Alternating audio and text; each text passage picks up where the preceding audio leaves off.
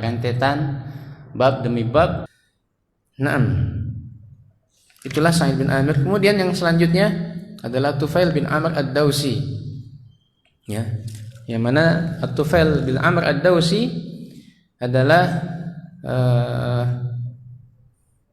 Sayyidu Qabilah, pemimpin kabilah ya pada masa jahiliyah. Ya, kabilah di kabilah Daus namanya. Sehingga Tufail bin Amr ad-Dausi ya, dari bangsa atau kabilah Daus. Dan termasuk juga ya orang yang terpandang pada masa jahiliyah ya. Karena memang dia dikenal orang yang sangat dermawan ya. Tufail bin Amr ad-Dausi ini. Sehingga disebutkan la tanzilu lahu qidrun annar ya, seakan-akan tungku yang ada di rumahnya itu tidak pernah turun, maksudnya terus memasak, memberikan kepada orang yang membutuhkan. Begitupun pintu rumahnya selalu terbuka untuk menerima tamu-tamu yang ingin bertamu dan juga ingin menyantap makanan ya. Yut'imul ja'i, memberi makan orang yang lapar.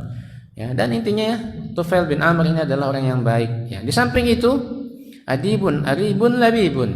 Dia adalah seorang penyair yang cerdas ya, syairun ya, murhiful his. Yang sungguh ya, memang dikenal dengan kecerdasannya ya. Maka tidak aneh lagi dia diangkat menjadi seorang pemimpin di kabilahnya. Tapi pada saat itu ya, Tufail bin Amr ini ingin mengunjungi Mekah ya, karena dia tinggal di Tihamah. Tihamah ini adalah daerah yang memang dekat dengan laut ya, dengan Laut Merah. Nah, dan ketika tiba di mana? Di Mekah, tentu para pemuka Quraisy ini menyambut ya Tufail bin Amr ini dengan sangat gembira ya. Bahkan ditempatkan di mana? Tempat yang istimewa ya. Siapkan rumah ya, siapkan tempat untuk Tufail ini. Dan terus dikatakan kepada Tufail, jangan sampai engkau berjumpa dengan siapa? Dengan Muhammad ya. Karena Muhammad telah merusak ya agama kita. Banyak orang yang akhirnya meninggalkan agama nenek moyangnya, meninggalkan agama kita, masuk agama dia, agama Islam. Ya, bahaya. Kalau sudah mendengar ucapan dia bisa seakan-akan engkau terkena sihir. Ya. Ya, intinya disebutkan yang jelek-jelek tentang siapa? Tentang Rasulullah. Ya. Hingga pada suatu pagi ketika At-Tufail ini ingin melaksanakan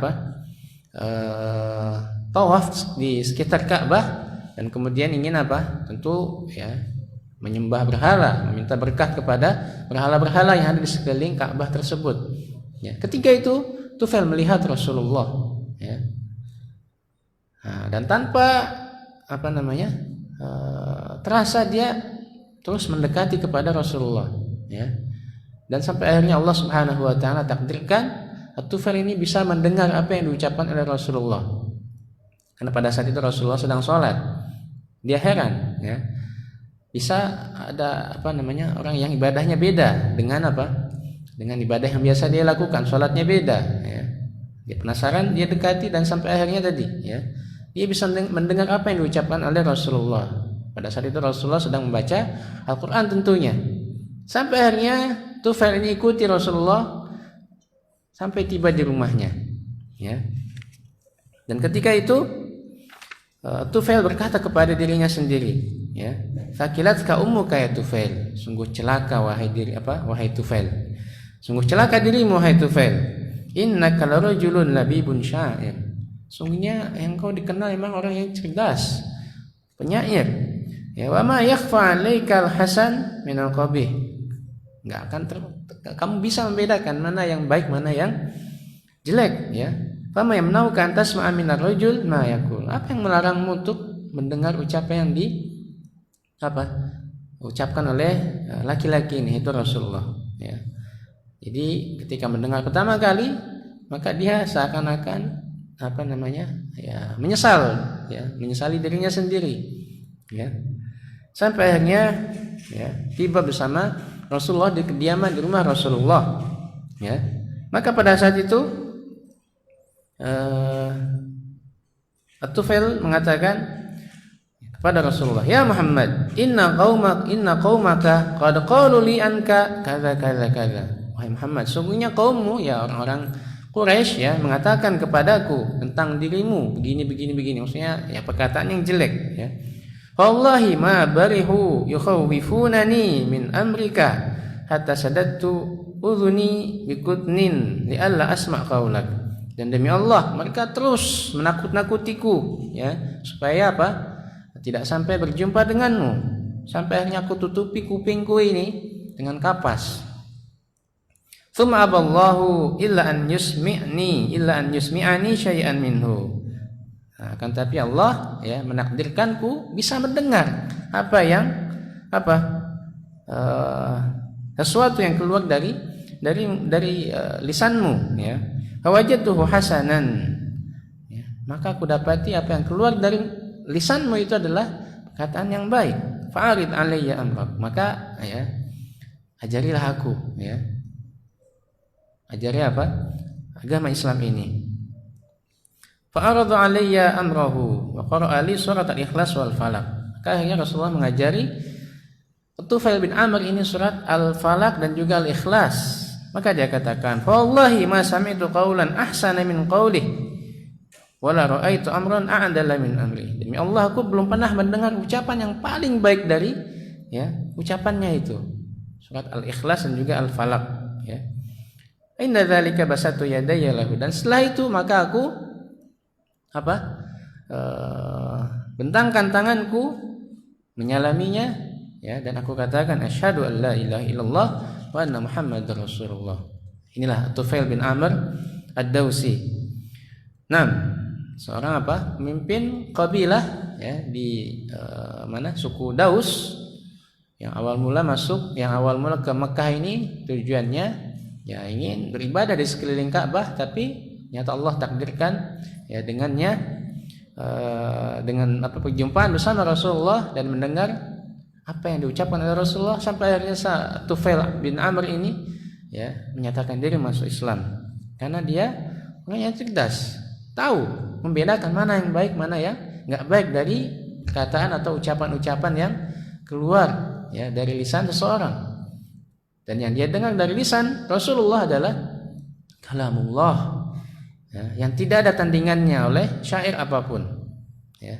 Maka dia tahu ini bukan perkataan sembarangan ya, karena dia tahu bagaimana syair yang biasa diucapkan oleh manusia biasa. Apa yang diucapkan Rasulullah ini bukan syair yang sembarangan ya, karena memang ini adalah kalamullah.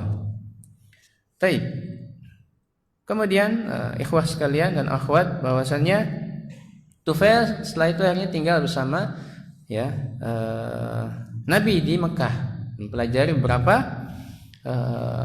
ayat-ayat Al-Quran, yang pelajari ya urusan-urusan dalam agama Islam ini. Kemudian setelah itu kembali pulang ke kabilahnya ya.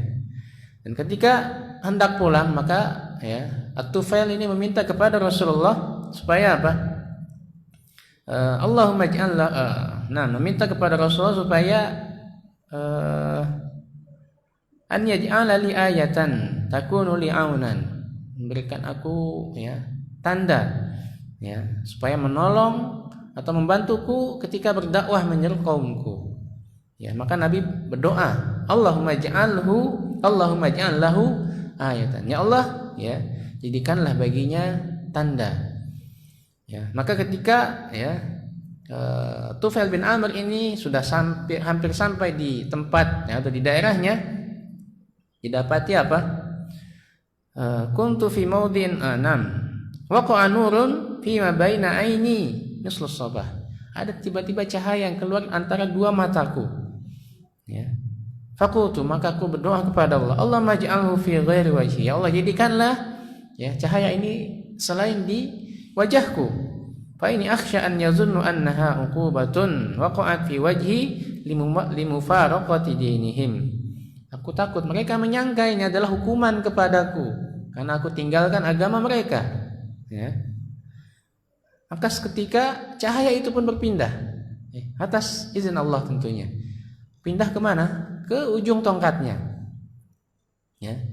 Yang pada saat itu tentu belum ada batu baterai, belum ada senter, ya.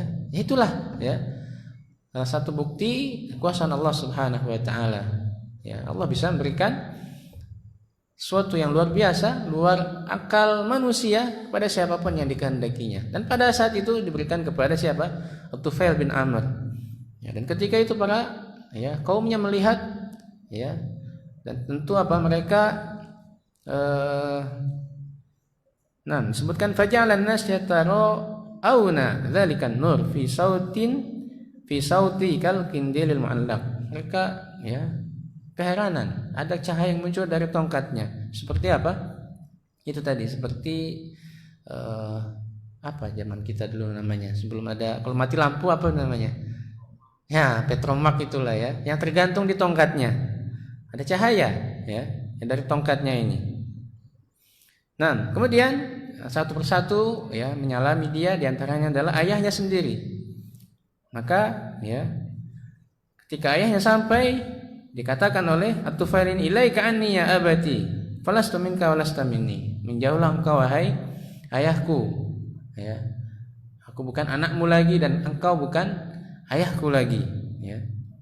Lima ya bunayya, ayahnya bingung, kenapa wahai anakku? Ya.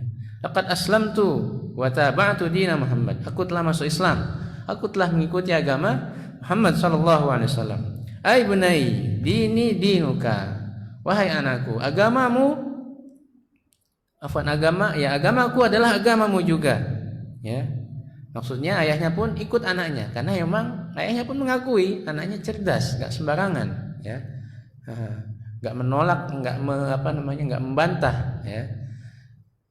Maka inilah ya, kan orang tua, kita sudah jadi orang tua, kalau ada memang yang dikatakan anak kita betul, ya terima aja gitu ya. Jangan malah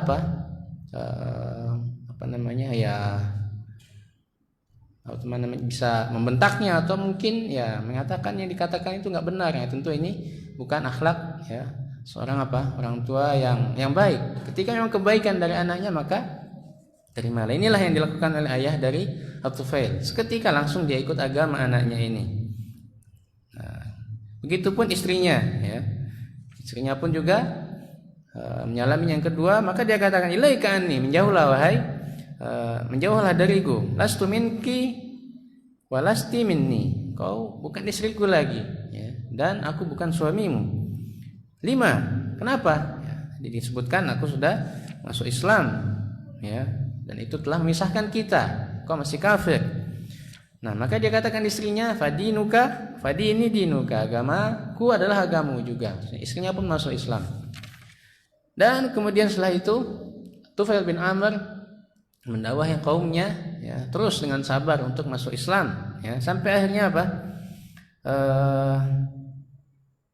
disebutkan di sini, da'utu dausan fa'abtau alayya ila Abu Hurairah. Aku terus mendakwahi bangsa atau kabilah Daus ini, abtau, mereka enggan untuk segera masuk Islam, ya, padahal dia ini adalah memimpin kaumnya, memimpin kabilahnya. Tapi Nabi mengajarkannya supaya tidak dengan jalan kerasan, ya. La ikraha fid din, tidak ada paksaan dalam agama, ya. Maka dengan sabar terus berdakwah meskipun hanya sedikit yang masuk Islam. Dan di antara yang masuk Islam di tangan At-Tufail bin Amr Ad-Dausi ini adalah siapa? Sahabat yang paling banyak meriwayatkan hadis. Siapa? Ya, Abu Hurairah. Ya, Abdurrahman, siapa namanya? Abdurrahman bin Sakhar. Masuk Islam di tangan, ya, At-Tufail bin Amr Ad-Dausi sebagai pemimpin kabilahnya pada saat itu. Qad kana asra'an nas islaman, yang paling cepat masuk Islam Abu Hurairah ini. Kemudian setelah berlalunya waktu, Tufail bin Amr menemui kembali Rasulullah, ya, di Mekah bersama Abu Hurairah, ya. Dia mengadu bahwasannya, ya, dari kaumnya ini enggak banyak yang masuk Islam. Maka, ya, Tufail takut. Ketika Rasulullah mendengar perkataan dari Tufail ini, langsung menghadap kiblat dan mengangkat kedua tangannya. Ya, Tufail mengira Rasulullah akan mendoakan kejelekan bagi kaumnya. Padahal Rasulullah mendoakan Allahumma hdi Dausan Allahumma hdi Dausan, Allahumma hdi Dausan. Ya Allah, berilah hidayah ya kepada yang kabilah Daus. Maka setelah itu Tufail pun merasa tenang. Oh, ternyata bukan kejelekan yang didoakan oleh Rasulullah, tapi didoakan untuk mendapat hidayah. Maka ini mengajarkan kita nggak masalah kita doakan orang-orang yang masih kafir sekalipun. Ya, kita doakan orang yang belum mengikuti manhaj yang hak ini, tidak ada salahnya. Ya, kecuali kalau sudah meninggal dalam keadaan kafir, nggak bisa lagi. Tapi kalau masih hidup, kita doakan supaya dia mendapatkan hidayah. Inilah yang dilakukan oleh Rasulullah. Setelah itu diperintahkan kembali Tufail untuk kembali kemana? Kaumnya. Ya. Dan terus pada saat itu Tufail mendakwahi kaumnya sampai akhirnya Rasulullah hijrah ke kota Madinah. Ya. Dan terluput oleh Tufail dan kaumnya ini perang Uhud, perang Badar, Uhud, dan juga perang Khandaq. Nah, dan setelah itu barulah setelah perang Khandaq, Tufail dan kaumnya yang disebutkan di sini 86 sebutkan 6 samanuna baitan, ada 80 keluarga bersama Tufail mendatangi Rasulullah, hijrah juga bersama Rasulullah di Madinah. Dan pada saat itu Tufail dan kaumnya termasuk anaknya di sini tidak pernah terluput lagi dari peperangan bersama Rasulullah. Sampai akhirnya di sini Tufail bin Amr ad-Dausi ketika Fathu Makkah kembali ke kota Makkah pada tahun ke-9 Hijriah masuk ke tahun 10 Hijriah. Ketika itu Tufail menginginkan atau minta izin kepada Rasulullah untuk memusnahkan berhala namanya Dzulkarnain dan ini berhala milik Amr bin Hamamah Nah, dan ini memang berhala yang dekat dengan daerah tempat tinggal dari Tufail bin Amr ini di kabilah Daus. Yang mana kita ketahui pada Fathu Makkah Rasulullah bersama para sahabatnya yang berjumlah ribuan mendatangi kembali kota Makkah dan membebaskan kota Makkah dari kesyirikan, dimusnahkan semua berhala yang ada di sekeliling Ka'bah Dan pada saat itu Tufail meminta izin kepada Rasulullah untuk menghancurkan berhala namanya Dzulkarnain Nah, kemudian pada saat Tufail bin Amr ad-Dausi pada masa khilafah Abu Bakar Siddiq pada peperangan melawan siapa? Musailamah al-Kadzdzab pada saat menuju Yamamah di mana tempat tinggal dari Musailamah al-Kadzdzab ini bersama pasukannya. At-Tufail bin Amr bermimpi maka mimpinya itu diceritakan kepada para sahabat dikatakan ra'aitu anna ra'si qad hulik, aku bermimpi kepalaku dicukur, kemudian ada burung yang keluar dari mulutku, dan setelah itu ada perempuan yang memasukkanku ke dalam perutnya kemudian dia katakan anakku Umar memintaku mencariku tapi aku dan anakku ini seakan-akan ada penghalang yang nggak bisa mempertemukan kami Maka para sahabat menjawab, ini insyaallah perkara yang baik.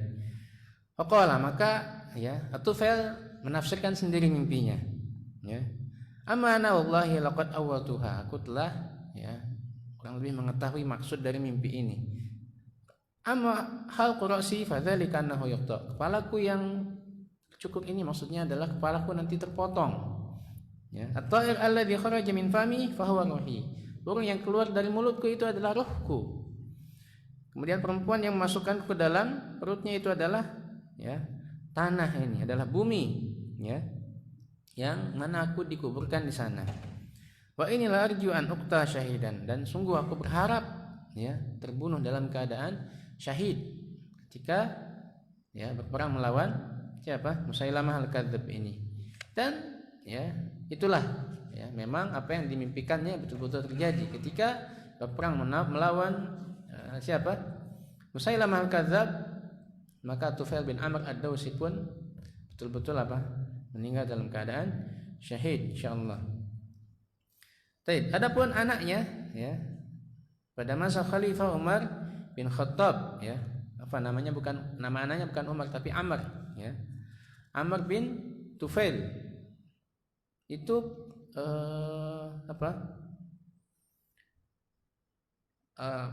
pada masa perang bersama tadi Musailamah dulu ya, belum selesai. Pada saat perang itu ayahnya itu Tufail bin Amr ad-Dawsi meninggal ya. Akan tetapi anaknya yaitu Amr bin Tufail ini terus berjuang ya melawan pasukan Musailamah hatta athkhanat hujrah wa quti'at kafahul yumna. Banyak mengalami luka sampai akhirnya terpotong telapak tangan yang kanannya ya. Telapak tangan kanan terpotong. Fa'ada ilal Madinah mukhallifan an ardil Yamamah abahu wa yadahu. Dan ketika itu Amr bin Tufail, anak dari Tufail ini pulang ke Madinah ya, meninggalkan ayah dan juga telapak tangannya. Maka pada masa Khalifah Umar bin Khattab ya, beliau mengundang para sahabat untuk makan bersama ya. Itu mereka duduk ya bersama siapa? Umar bin Khattab ini. Maka Amr bin Tufail dia merasa minder, malu, akhirnya dia enggak ikut ya. Faqala lahul Faruq, maka Umar berkata kepadanya, "Malak ya, ada apa denganmu? La'allaka ta'akhkharta 'anit ta'am khajalan min yadika." Sepertinya engkau ya mundur karena mungkin malu dengan sebab tanganmu yang terpotong ini. Qala ajal ya Amirul Mukminin. Betul wahai Amirul Mukminin. Maka Umar mengatakan, "Wallahi la adzuqu hadza ta'am hatta takhlitahu bi yadikal maqtu'ah." Demi Allah aku tidak akan ya mencicipi makanan ini ya. Untuk memakan makanan ini sampai ya tanganmu pun ikut makan, tanganmu yang terpotong ini pun ikut makan ya bersama kami. Nah, wallahi ma fi qaumi ahadun ba'dhu fil jannah illa anta. Demi Allah ya, tidak ada seorang pun ya di bersama kita ini ya, sebagian anggota tubuhnya sudah berada di surga ya. Yuridu bidzalika yadu, maksudnya yang dikatakan Umar adalah ya tangan dia itu yang terpotong ketika melawan Musailamah ya, Umar mendoakan itu sudah ada di surga. Bukan pasti, tapi maksudnya adalah doa dari Umar ya untuk menyenangkan siapa? Amr bin Tufail ini. Dan ketika pada peperangan Yarmuk, itulah di mana anak dari Tufail yaitu Amr bin At-Tufail ad-Dawsi inilah yang ditunggu-tunggu oleh Amr bin Tufail, karena pada saat itu ya hulmu syahadah yaluhu li Amr mundu faraqa abahu ya, dia pun merasa pekangan dengan ayahnya, karena dia pun ingin juga mendapatkan ya syahadah, mati syahid dalam peperangan seperti ayahnya, dan itulah yang dia dapatkan pada saat perang Yarmuk. Nah, Allah Ta'ala alam. Itulah kisah dari At-Tufail bin Amr ad-Dawsi bersama anaknya, itu Amr bin At-Tufail ya. Jadi anaknya dengan ayahnya sama ya. Tufail nama anak dan juga nama ayahnya sama. Nama ayahnya Amr, nama anaknya pun juga Amr. Itulah dua kisah yang kita targetkan tadi 4 sampai 5, ternyata baru selesai 2 ya. Insyaallah mungkin kita lanjutkan lagi pekan depan, mungkin lebih cepat kisahnya ya.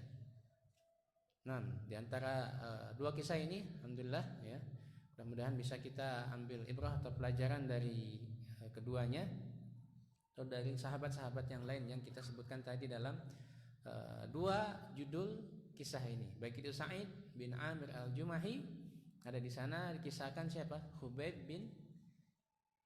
bin Adi ya. Begitupun pada kisah Tufail bin Amr ad-Dawsi, nah, kita Kita tahu di sini pada kisah At-Tufail ini para sahabat yang paling banyak meriwayatkan hadis pun Islam di tangan siapa? Dengan sebab At-Tufail. Ya. Dan ya anaknya dan At-Tufail sendiri keduanya meninggal dalam keadaan peperangan. Radhiyallahu taala anhuma. Nah, kita cukupkan. Mudah-mudahan ada manfaatnya. Aku qauli hadza. Udah masuk Isya ya? Nah.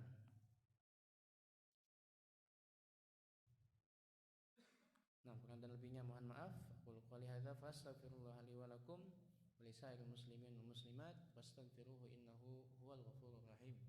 Sallallahu wasallam ala nabiyyina Muhammadin. Subhanakallahumma wa bihamdika asyhadu an la ilaha illa anta astaghfiruka wa atubu